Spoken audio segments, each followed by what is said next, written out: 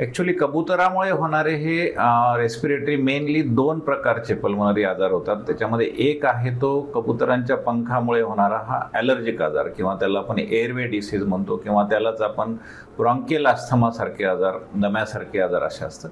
पण दुसरा सगळ्यात महत्त्वाचा जो सध्या चर्चेला जाणारा जो आजार आहे तो कबुतराच्या विष्ठेपासून होणारा आजार. त्या आजाराला स्पेसिफिक नाव आहे, that is called as hypersensitivity न्यूमोनायटिस.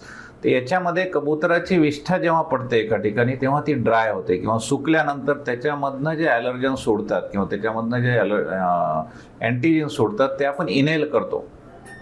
श्वासनलिके वाटे आपल्या श्वासावाटे ते फुफ्फुसात जातात आणि त्याची फुफ्फुसाद्वारे त्याच्या विरुद्ध एक ॲलर्जिक रिॲक्शन किंवा ते आपलं आपण इम्युनिटी रिॲक्शन तयार होते, त्याला आपण हायपर सेन्सिटिव्हिटी न्यूमोनायटिस असं म्हणतो.